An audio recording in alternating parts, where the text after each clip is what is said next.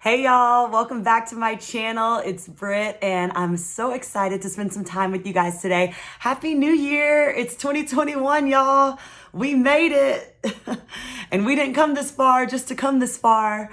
I think I've said that in my fitness classes all week this week, first week of January of 2021. So regardless of when you're watching this video, you've come to the right spot because today I want to talk all about goal setting, not just for success, but for fulfillment. And typically at my business at Grit Fitness, I host a annual goal setting workshop for my customers, for my clients. It's a manifesting and goal setting workshop. And we get such great feedback on it. So many lives are transformed. It's just an awesome tradition that we have. And so we'll continue to do that. But I wanted to make some of that knowledge and just energy that we share internally at Grit available to you, my new friends on YouTube, and also put a little spin on it too, and just help you think about maybe some common mistakes you may be making when you're setting goals, some things that you can do to be more effective, and most importantly, how to actually achieve the goal and, break it down into bite-sized pieces so that you're going to be successful by the end of the year. Because ultimately, we all want the same things. We want to be healthy. We want to be happy. We want to be peaceful, and we want to be loved. And I just love those four things, those four attributes. I've actually just gotten really into them lately because I've been exploring like meditation, but that's a whole nother video. But those are the things that we want. And guess what? We deserve them and we can have them. And it's only in these moments when we tell ourselves that we're not worthy of health, happiness, peace, and love that we won't get them. So believing that we're worthy of them, believing that we deserve them is a very important part of goal setting. So I just wanted to say that before I dive deep into today's topic. So once again, thanks for joining. I make new videos every single week. So please click the button below and subscribe to my channel. And I hope that you love the content. And if you have any other ideas for things that you'd like for me to cover or to talk about, I would be more than happy to meet your requests. So just let me know, drop a comment, send me email, DM me on Instagram. All right.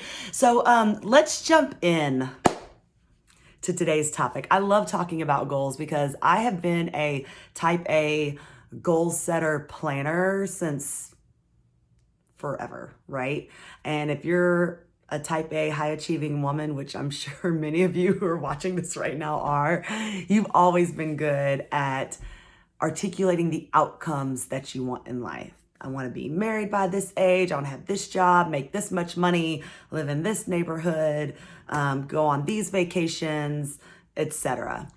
And that is all fine and good. But today I want to just talk more about going a little bit deeper and believing that we're not as shallow as the outcomes that we desire. We actually are deeper than that. And we all want to feel fulfilled. We all want to feel needed. We all want to feel special and unique. And that is okay. You should feel like a badass and unapologetically desire that feeling. You should want to feel like people need you and like you contribute in a really unique way. And that is okay. That is okay. Those are natural feelings and we want to embrace those today. So I have a 3-step process that I want to talk through and kind of share with you today on how you can set goals that are more fulfilling to what you really want out of life, and how to set goals in a way that are more effective so that you actually achieve them and get what you want. Because ultimately, that's why we're here, to get what we want out of life. We have a very finite amount of time here. It is our duty to get what we want. We want to be wealthy. We want to be healthy. We want to be peaceful. We want to be loved. We want to be joyful. And y'all like how I threw wealthy in there at the beginning? Y'all are like, she's materialistic. That was intentional, all right? There's nothing wrong with wanting to be wealthy. Broke is not a good look on anybody, all right? So we're just gonna talk about those things, all right? So step number 1 in your approach to setting goals for your life, to setting goals for yourself, is to first increase your frequency. All right. That kind of sounds like a loose term. So what do I mean? What I mean is that you cannot attract anything good in your life if you don't first feel good, right? If you've got negative vibes going on in here, which are natural, they're a part of the human experience, it's really, really, really hard to set goals from a place of love and set goals from a place of excitement and set goals from a place of joy. So therefore, right out of the bat, if you're not feeling good inside when you go down to put pen to paper and set your goals for the year, you're already setting yourself up for an uphill battle because your vibe isn't right, okay? So how do you feel better? There is a way to feel better. It doesn't just happen. You don't just wake up happy. Most of the time, we as humans are naturally quite cynical and quite negative. So we got to have a little bit of grit and a little bit of intention and a little bit of strategy to feel better, okay? The number one way that you can feel better and get yourself in a space so that you're ready for goal setting that is fulfilling and is effective is to first express gratitude, okay? So the way I do this, whenever I set goals for the next year, I first sit down and write out the top 10 things that I was grateful for from the prior year. And I am not modest at all when I make this list. And I encourage you not to be modest either.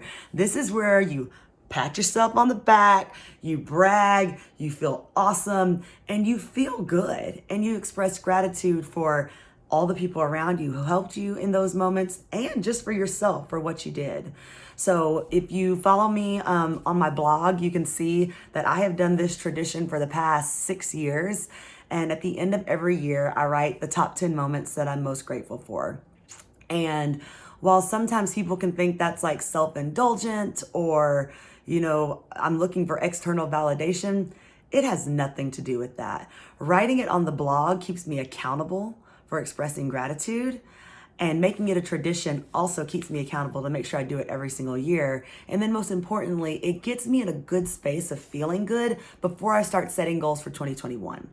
So if you're watching this right now, I encourage you, take some time out of your day, marinate, make yourself a glass of wine, cup of coffee, and write down the top 10 things that you're grateful for. And don't just stop at that. Share it with someone. Share it with someone. Brag about yourself to someone else. That is totally okay, because here's the deal. People who love you are going to be so excited to celebrate you, to be happy for you, to clap for you. It's only people who are haters who will think that you're just bragging, all right? So that's already a sign that you probably need to move them out of your life anyway. So step number 1 is to raise your frequency. Raising your frequency helps you feel better. When you feel better, you'll be setting goals from a place of joy, excitement, hope, enthusiasm, all things that are required for you to be successful, all right? And the strategy, the technique that you use to raise your frequency is that you express gratitude. So 2020 was a hell of a year. We know that. Agreed. But there are still 10 things that happened that were good. And that's what you've got to focus on right now. So step number 1, raise your frequency. Step number 2, this is where it gets fun. I like this part. Although I do have to say, this part can be very hard for a lot of people. Step number 2 is your big ask. Your big ask. It's what you want the most, more than anything. And you need to have an answer to this. If I come up to you and say, what do you want? What's your big thing? 10 years from now, what do you want your life to look like? At the end of next year, what do you want? Big dream, what do you want? And you don't have an answer? Guess what, sister? You sure as hell aren't gonna have it. Because if you don't know what you want, and if you haven't visualized it and you haven't felt it, then you're never, ever, ever gonna have it, all right? I am never going to be an astronaut because I've never thought about being an astronaut, all right? I might be the president of the United States because I've thought about being the president of the United States. So what you think about is what is going to be possible for you. And if you are not clear on what you really want, you sure as hell are not going to have it. All right. And this came true for me, or this lesson I had to learn the hard way, because whenever I was in my 20s, I was working in corporate America and consulting. And I mean, I had a good job. I was making well over 6 figures when I was 26 years old. I was traveling the world. I was learning a lot, and I was unhappy. I was gaining a lot of weight. I was not feeling good about myself. And I was talking to my dad, who's my biggest mentor and coach in life. And he was like, "You damn millennials, you're so ungrateful. You got that good job with them good benefits." And here you are complaining. And he's like, "Well, Brit, you've worked so hard. You've gotten this job. Yes, the job is hard, but you're getting everything. Like, what do you want? What do you want?" And he asked me what I want, and I did not know. I had never taken the time to ask myself, what do I want in a career? Up until that point, all I cared about was like, check the box, check the box, check the box. Go to the best college I can get into, check. Get the best first job out of college, check. Go to business school, get an MBA, the best MBA program, check. Get the highest paying job out of MBA, check. Everything was just check the box for validation from other people to do what the world says is successful. But I had never, 26 years old, 27 years old, had never sat and thought and said, how do I want to feel when I'm at work every day? Who do I want to be surrounded by? How do I want to contribute? What do I want to be known for? What do I want to wear? What do I want my work environment to look like, smell like, feel like? I had never thought about those things ever. And it wasn't until my dad asked me that question that I started asking myself that question and articulating what I wanted. And I'll never forget, at that moment, started thinking to myself, what do I really, really, really, really want? And I was, like I said, struggling with my weight. I had gotten, really into fitness. That's a whole nother story. But anyway, lo and behold, I had a part-time job at 24 Hour Fitness, and I started teaching fitness classes. And it was so much fun. It was like more fun than anything I'd ever done. So I had a side hustle the whole time I was in this like demanding corporate career. And on nights and weekends, I would teach fitness classes. And during that time, I lost a ton of weight. I made new friends, and I just felt so purposeful because it was the first time in my life I was doing work where I felt like the work that I was doing used a skill set that I wanted to use. I wanted to use my skills of encouragement, of energy, of enthusiasm, of, physical challenges. And in the corporate arena, I was being awarded just for being analytical and for fitting a mold. And, I can do those things, but that's not how I wanted to contribute. So it was just so exciting. And I remember in that moment, I said, God, this is my big ask. I ask for a job where every day I can feel like this, how I feel when I teach a fitness class, like I'm making people's lives better. I can be fully myself, unapologetically. I don't have to fit a mold. I can be totally me. I can be flexible. I loved the flexibility of like kind of making my own schedule. And I loved that I could wear hot pink all the time. And I know that sounds crazy, but I was like, I just want a job like where there's a lot of pink. And that is so random. But fast forward 6 years, and here I am, the owner of Grit Fitness Studios, where there's hot pink walls everywhere, right? But I didn't, know what the job was, but I had a big ask of how I wanted to feel. And that was just the starting point for getting what I wanted.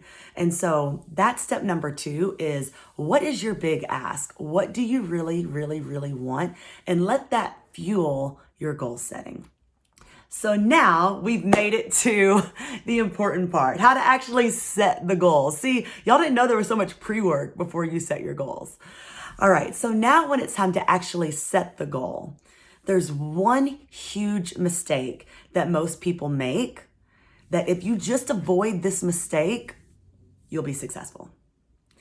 And the mistake is we often set goals based on the outcome that we want to see achieved rather than based on the actions and the effort that are required to get it.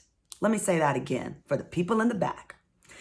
The big mistake that we make when we set goals is that we set goals based on an outcome that we desire versus an action that is required to get there. So what does that look like? For me, personal example, for years, I wanted to lose weight.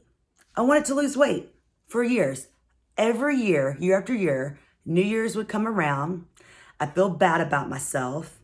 I felt fat. I felt ugly. And issue number one, coming from a negative space, not feeling good. Remember, we talked about that.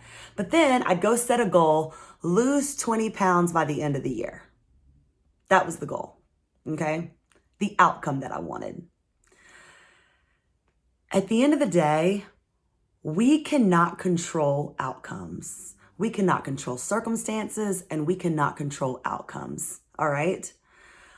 All we can control in life is our attitude and our efforts, okay? These are what drive our actions, our attitude and our efforts. So instead of setting a goal of, I need to lose 20 pounds, when I finally got successful, I was teaching fitness classes. I was having so much fun.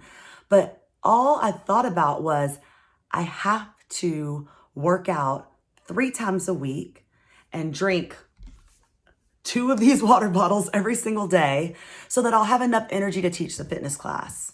But what I didn't realize what was happening right there is that that was actually the goal I needed to set. Work out 3 times a week, drink 2 bottles of water, 2 giant bottles of water every day. That's the goal I should have set for the year because those actions were the stepping stones that allowed me to lose the 20 pounds. By me just focusing on the 20 pounds, I was actually focused on something negative, something I didn't want. I didn't want 20 pounds. And I wasn't focused on how I was going to make it happen. So if you eliminate that big common mistake of focusing on the outcome instead of focusing on the actions, you will be so much more successful. Another example, money, right? Always had these huge goals of get out of credit card debt by the end of the year, save $10,000 by the end of the year. End of the year would come, never have it. Once I went into my bank account, calculated how much money I would have to save to have $10,000 by the end of the year, set up an auto pay. On the 1st and the 15th of each month, a certain amount of money was deducted from my bank account automatically every single month. Then, what do you know? I have $10,000 at the end of the year. So your actions are all that you can control. Another example right now, my husband and I were trying to have a baby, and, I could set a goal of have a baby by the end of the year. But you know what? I can't control whether or not that happens. God has to work a miracle. Science has to work. Biology has to work. There's so many things that have to work. What I can control is keeping my stress level down, making sure me and my husband are spending lots of quality time, baby dancing. Those are the things that I can control. Going to a fertility doctor, I can control those things. So I'll do everything in my power. And then I just surrender, right? And know that if it's a desire of my heart and it's something that I really, really want, the universe is going to conspire to make it happen. I don't have to worry about it, So that's really what I want you guys to think about this year. I know and trust and believe that whenever you're watching this video, you have the power and you have the authority to make from this point forward the best year of your life. All right? You can do it. You can do it. But first, you've got to, number 1, raise your frequency. Feel good about yourself. Feel good about your life. And you can do that by being intentional and expressing gratitude, okay? Number 2, be very clear about your big ask. What do you want more than anything? And don't be realistic. Dream here, all right? What do you really want? Ask for it boldly and know that you're going to get it. And then number 3, set goals that are not based on the outcome that you want. They're just based on the actions and the effort that you have to give to get there. And I promise you guys, if you do these things, you will be successful. So if you enjoyed this video, let me know, drop a comment below. If you go through this exercise and apply these 3 steps to your life, let me know how that works out as well, because I'm 100% confident that you're gonna get everything that you want. All right? I love you guys, and I will see you next time. Much love. May you be joyous. May you be wealthy. May you be healthy. May you be peaceful, and may you be loved.